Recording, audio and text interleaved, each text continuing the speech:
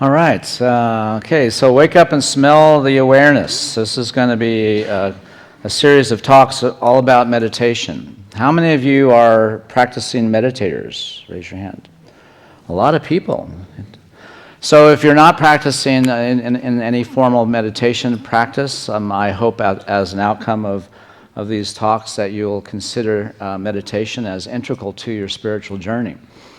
So Jane's right now on her way home. I just wanted to mention that she's in Boulder, Colorado, and just finishing up her 11 o'clock talk, probably about now. And she's on her way home. She was there presenting the Q process there at that ministry, and so she'll be back this afternoon. Anyway, so the idea of meditation is really a cornerstone in unity and new thought. It's been a part of our theology and our practice. But meditation is such a broad and huge arena because there's so many approaches or methodologies with respect to meditation. And so I can't speak to it all, and I can't speak to all the complexities, the different practices. But I do want to focus on Dr. Joe Dispenza's approach to meditation practice and why it's so integral to anyone who's interested in transforming your life. As Heidi had expressed, this whole struggle of being able to really work your life from the inside out as opposed to from the outside in is really the effort that is the effort of transforming our life. We have to arrive at a place where we take ownership of how we're living our life. And if we're reacting to our life, guess what? Our reaction to life is our life. So however we're being with what we're having becomes our life. And so if we're not being with what we're having out of a place of empowerment, out of a place of knowing that we can decide how we're going to use what we're having, and if we don't know that, then we believe that what we're having is our reality, is our life. And it's important for us to know that our life experience is an effect of a creative process. And so we either deal with the effects of our life or we deal with the source or cause. And so that's where we're going in all this. And so for those of you who are involved in some form of meditation practice, you're really engaged in developing or activating a dimension of yourself that's immaterial, that has nothing to do with the outer. And so to begin to cultivate a relationship with a dimension of yourself that is neither here nor there, but everywhere, is an important thing to understand. And as we look at all of the great traditions, meditation has been integral to the mystical traditions, to the contemplative traditions, to the indigenous shamanic traditions. There is a depth of capacity that we can achieve when we spend the effort and energy in focusing on developing ourselves. And if we think about the lost years of Jesus, what do you think he did between the ages of 12 and 30? Well, we can imagine that he made his way to India and learned all of the techniques that the Hindus could teach him. And so if we want to believe stories about Jesus walking on the water, let's believe stories they learned how to do that. And let's also know that when he said, even the things that I do, the greater things that you can do, he's trying to tell us that we can learn how to do stuff that can transform our life. But we have to invest ourselves in the dimension of being where those capacities reside. And that is not in the effect, but in the cause, in the dimension of ourself that is here to co-create a reality that works for everyone. So I've been fortunate enough in my journey to have the benefit of great teachers. So here's a picture of Joseph Goldstein and Jack Kornfield. They're insight meditation teachers, and I sat with them as my meditation teachers for a number of years. And in the early 80s, I became a Vipassana meditation practitioner, and I spent 20 years involved in that tradition. And I've found that meditation has been integral to really developing a sensitivity to that part of ourself that is capable of becoming aware of our thoughts and aware of our beliefs. Do you know that you can become aware of your thoughts and your beliefs? and that if you pay attention to those things, you'll realize that your thoughts and beliefs are affecting how you're being with what you're having. And as you're able to see that relationship, you're able to intervene. You're able to decide how you want to be with what's happening in your life, as opposed to let what's happening in your life determine how you should feel. And so when we recognize that we have these capacities, or at least they're capacities that we can develop, then we need to be engaging into the effort that unfolds our effort and energy into those dimensions. One of the things that I'm really attracted and drawn to Dr. Joe's material is because of his story. How many of you are familiar with Dr. Joe Dispenza and his story? So he's a chiropractor. He was a chiropractor in Olympia, Washington, and he experienced an accident. He had an accident. He was not into any of his stuff that we all know Dr. Joe's involved in. There was nothing like that before this event. And here's a video that describes in his own words what has happened to him. And this is why I'm attracted to this person's story and his teaching.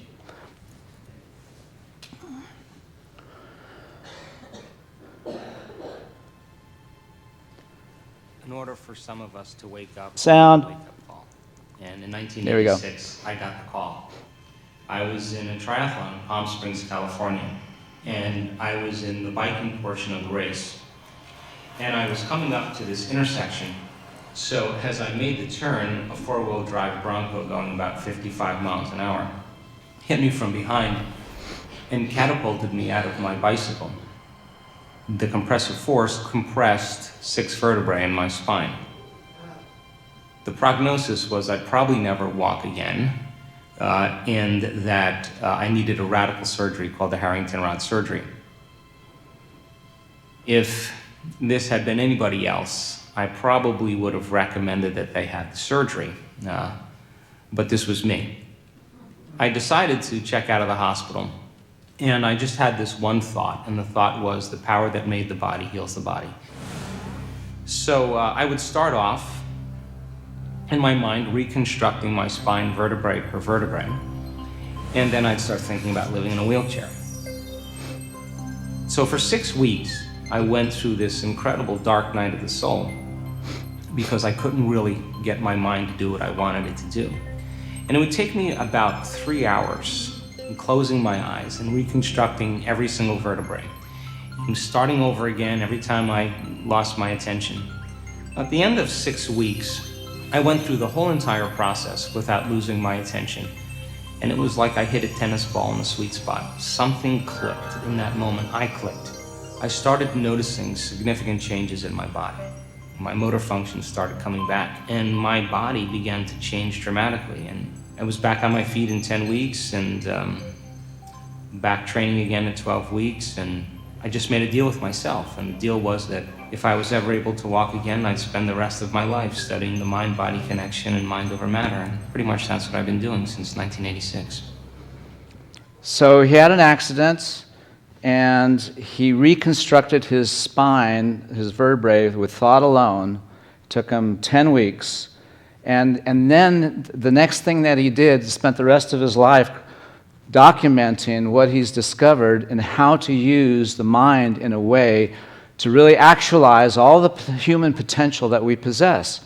And what greater manifestation could we look at as his own personal healing, and then him going to all of his, making all of his effort to really understand the relationship between the mind and the body and how we co-create our own personal reality. And when Jane and I first came here to the Spiritual Center of Spokane, we came knowing of Dr. Joe, and we began using his books for book studies here at the church.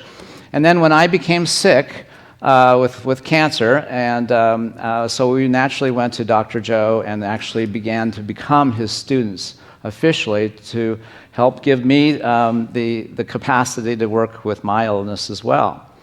And so I have an affinity for Dr. Joe because of his capacity to be very clear in being able to understand the science as well as the effort that's needed to actually transform one's life.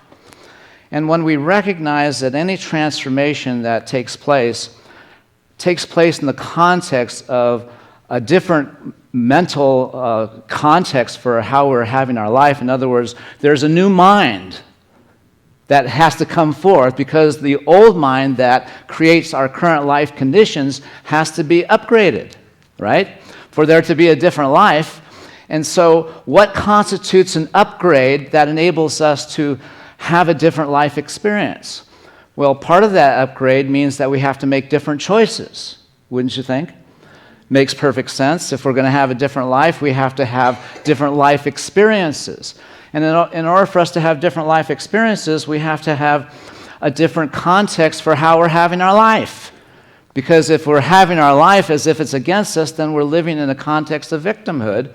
And that's a very difficult thing to wiggle ourselves out of just by rearranging the decks, the chairs of the decks, the chairs on the deck of the Titanic. That's what I was trying to say. We try to rearrange the deck chairs. That's, in other words, the things in our life, as opposed to really work and deal with the source of our discomfort, and that is some place within ourself is living in the disconnect. And so our effort to kind of resolve the issue of how is it that we have aspirations for a greater good but have such difficulty extricating ourselves out of our past or out of our self-imposed limitations, the difficulty that is to kind of just be over it, get over it, requires of us having to come up with a different consciousness out of which we live and unfold our life. Remember, how you react to your life is your life. And wouldn't it be valuable for us if we have some discomfort in our life to be able to see that we have the capacity to transform it? And what if there was a fast track to transforming our life that required of us first a commitment to really understand how we create our own personal reality? And then once we learn how it is that we actually are creating the life that we have, God bless you, if we can actually learn the mechanism of how our life gets to become what it is in our life, then we can be in the question, well, is there a greater life that I want to live and bring forth? Because if that question is yes, then the natural, logical question is, well, what's the science behind it? What are the steps that actually align myself with working with the whole system? I just can't work with my thoughts. I have to work with my body chemistry as well. And so as we recognize that meditation gives us a capacity to develop our capacity to decide how we're going to be with what we're having, just imagine that. What if you had the capability of deciding how you're going to be with whatever you're having as your life? Wouldn't you want to be with it in such a way as you make whatever you're having your abundance? That's possible, It's just a matter of how you're going to be with whatever it is you're having. You have to decide that. Now, obviously, it's a lot more complicated than just deciding I'm going to be with this, because part of the being with something has to be in alignment with thought, feeling, with effort, with the energy of what we're trying to co-create as a part of what we're wanting to bring forth in our life. So there's more intentionality, more understanding than just knowing that we can transform our life. We have to have activated the parts of ourself that can be with whatever we're having without feeling diminished. And that's not something that you can just talk yourself into. You actually have to have a practice that enables that capacity. But with practice, you can develop a capacity to be with whatever you're having as if it's your abundance. And wouldn't we all want to have that capacity? And could we not see that if we all had that capacity, our world would be a safer, kinder place? So let's look now at a very important principle that Dr. Joe articulates exquisitely. Is that the right word for that? Exquisitely. And I'm just going to let him speak for himself. All right, it's all about when the body becomes the mind.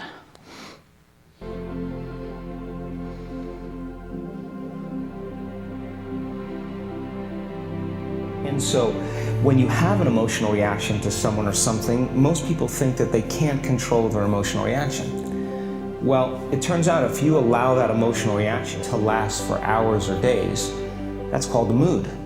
If you keep that same emotional reaction going on for weeks or months, that's called temperament. And if you keep that same emotional reaction going on for years on end, that's called a personality trait. And so learning how to shorten your refractory period of emotional reactions is really where the work starts. So then you say to the person, why are you this way? And they'll say, I am this way because of this event that happened to me 15 or 20 years ago. And what that means from a biological standpoint is that they haven't been able to change since that event. So then the emotions from the experience tend to give the body and the brain a rush of energy. So people become addicted to the rush of those emotions, and they use the problems and conditions in their life to reaffirm their limitation, so at least they can feel something. So then the hardest part about change is not making the same choices you did the day before, period. And the moment you decide to make a different choice, get ready, because it's going to feel uncomfortable. So now, when it comes time to change, a person steps into that river of change and they make a different choice, and all of a sudden they don't feel the same way. So the body says, well, you've been doing this for 35 years, you're going to just stop suffering and stop feeling guilty and stop feeling shameful, and you're not going to complain or blame or make excuses or feel sorry for yourself. Well, the body's in the unknown. So the body says, I want to return back to familiar territory. So the body starts influencing the mind, and it says, start tomorrow. You're too much like your mother. You'll never change. This isn't going to work for you. This doesn't feel right. And so if you respond to that thought as if it's true, that same thought will lead to the same choice, which will lead to the same behavior, which will create the same experience, which will produce the same emotion. In a sense, if you're sitting down and you start thinking of, oh no. Okay. All right. Sorry, folks. This happened last service, too. Did it? Yeah, it did. Okay, so what I'm going to do is I'm just going to get this thing going to here.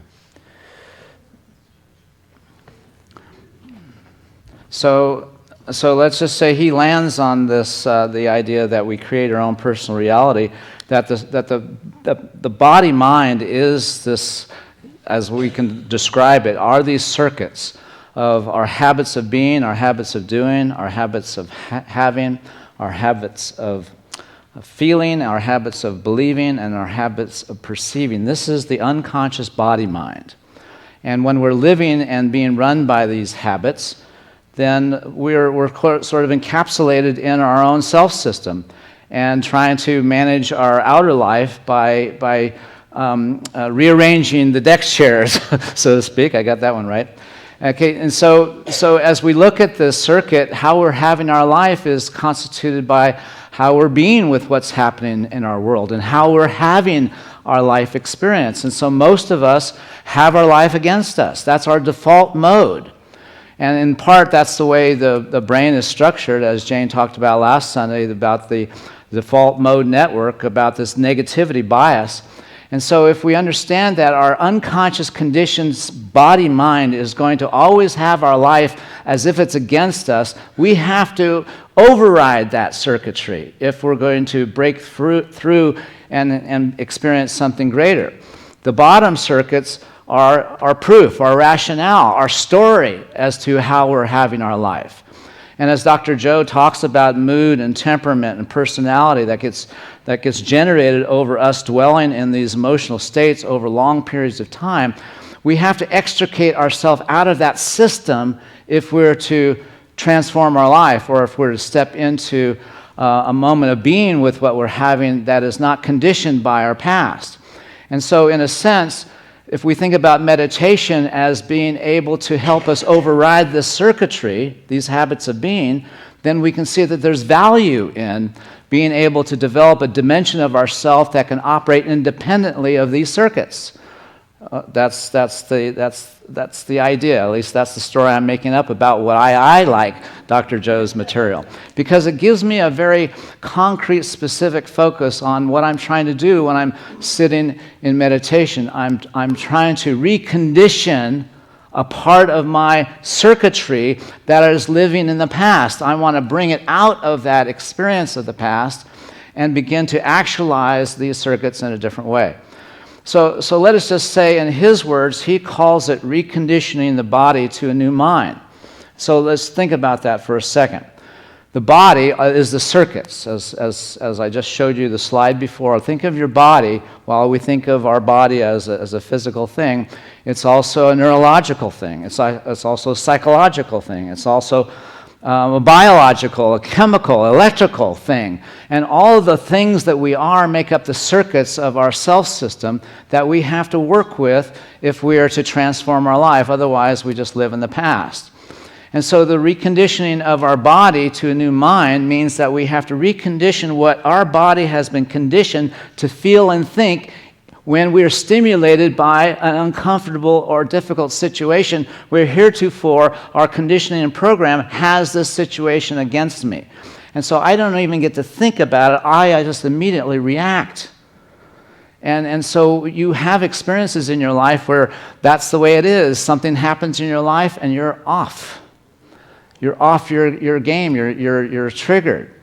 And so we have to begin to recondition this body to feel a different experience in the presence of the same trigger. If we're to have a different experience, we have to retrain our body how we're going to be when something doesn't look right out there. We have to retrain our body as to how we're going to be when we don't have all the pieces of information that satisfies what's next. We have to compensate for what's missing in the outer by giving ourselves what the inward self needs in order to awaken into a greater capacity. So the recondition of the body means that we have to retrain these circuits in order for us to have a different felt experience and be able to have autonomy independent of what's happening in our environment, what's happening outside of ourselves. And in addition to this, we have to have a new mind. We have to have a different context for how we're going to be informing our journey, our effort to move each day forward, because our response to life is our life. We have to have a different mind, a different context, a sense of purpose and passion for something that is going to pull us out of our story, out of our past. If we don't have that, we are still just trying to meditate, hoping that a blissful state will carry us away. And for 30 years, that's the kind of meditation practice I thought was it. So, if in the reconditioning of the circuits of our self system requires of us to have a different version of ourself kind of in the queue, pardon the pun,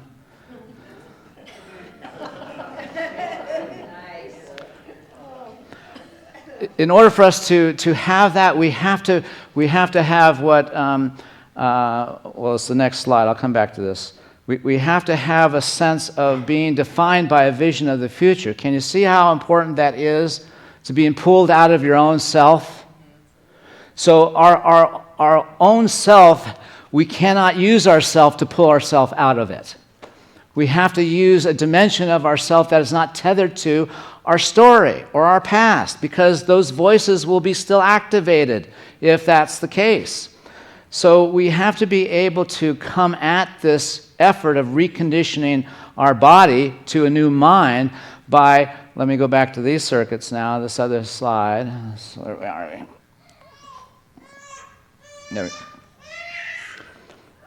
Almost done, sweetheart.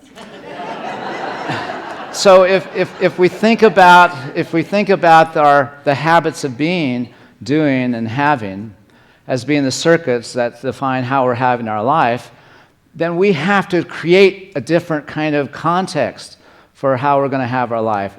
So we have to be pulled by a vision of our future. We have to have a clear sense of what our future self needs to be feeling and what our future self needs to be beholding as its reality, and project that onto what we're having as our life.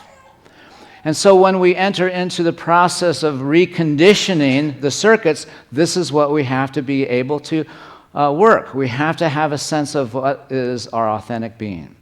And being, our state of being, is alignment with thoughts and feelings. And so as we align our thoughts and feelings with a passion for what we're wanting to create for our future self, that begins the conditioning of the circuits, to begin to consciously decide how we're going to be with what we're having.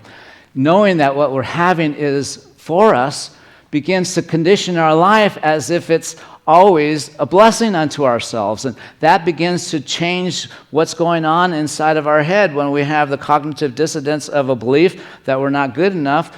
We enter into the intentionality of seeing, okay, that belief came from someplace. It's not the truth of me. It's not who I am. I can switch that off by discovering what I want to be in this present moment and deciding to go all in on that.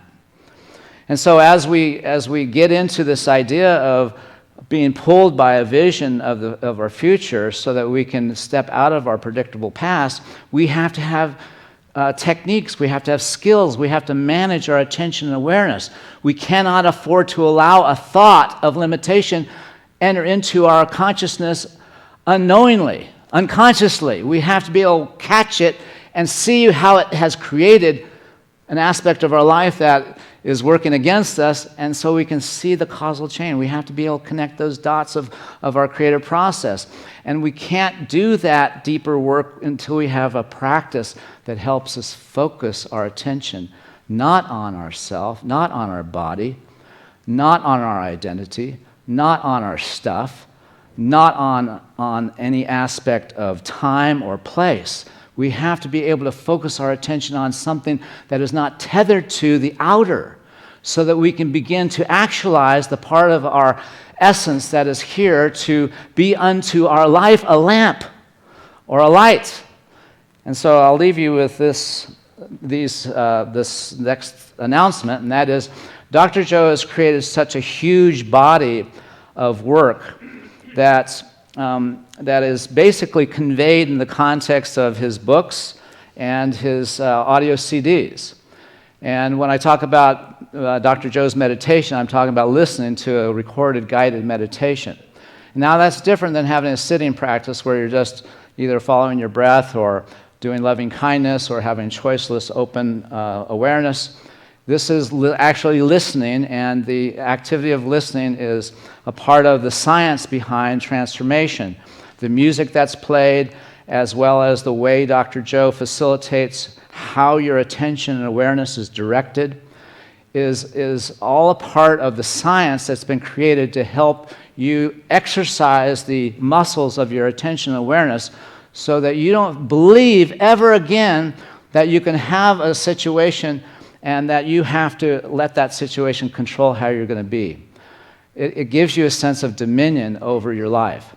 And so I'm wanting to announce that we're going to be starting up beginning Monday, March 4th, every Monday until June. We're just going to try this out. We're going to start a Joe Dispenza meditation group. It's going to start at 5:30 in the morning to 7 a.m. in the chapel. And so Dr. Joe's stuff is not meant for everybody. Actually, all of his stuff is quite difficult in the sense of it requires effort. And so there's not going to be any formal instruction. It's just that you're going to come at 5:30. The doors will be locked. So get in on time, because we're going to be meditating. We're going to be listening to an audio meditation, and then we're going to, after it's complete, we'll be exiting. So there'll be different people in charge of the meeting, and each individual, such if it's myself, for instance, the first time, I will be playing a CD called Reconditioning Your Body to a New Mind. And we'll be listening to Dr. Joe as he, with a 5-minute introduction that explains why that meditation is of value. And then we'll listen to the meditation, and then when it's over, we'll leave. And the next person who comes and does that, they will have their own CD, and they will explain it. If there's a technique that needs an explanation, they'll talk about it. And then that'll happen. So it won't be necessarily a Dr. Joe content an information session learning about his materials, but rather it's going to be a support group for those who are in Dr. Joe's community or are interested in his approach to come and start generating the energetic field of Dr. Joe's presence in our transformative journey. Finally, I will also offer some suggestions for those of you, bless you, who are using the Sunday Talk as a part of your spirit group's discussion. So if you're new to meditation, sign up and attend Mary Teresa True's meditation class held each Wednesday evening in March, 6:30. So it doesn't matter what kind of practice you have. If you're new, just get into a practice, because the first part is just training your body to sit without falling asleep. So that's the first step. And practice sitting for 20 minutes in the silence twice a day if you can. If you have a meditation practice, share why you prefer it over the other methods you've experienced, just to have a conversation. It's always a nice conversation to have to discuss your journey with respect to meditation and all the different experiences that you've had. Watch Dr. Joe's YouTube videos on reconditioning the body to a new mind. They're out there, and there's a lot of good information there. All the videos that I pull out are online on YouTube. Experience Monday morning meditations. Monday meditations on YouTube. You can Google that, search it, and it's a sample of Dr. Joe's meditation that'll give you a sense of how it is. It's not the typical guided meditation. He'll ask you to become aware of the space in space. So he'll be helping you hang your awareness on things that have nothing to do with the normal things that you think about. All right, so that concludes my talk, and sorry it's a little bit too didactic for ending. There's no easy way other than to say, meditate. God bless. Thank you.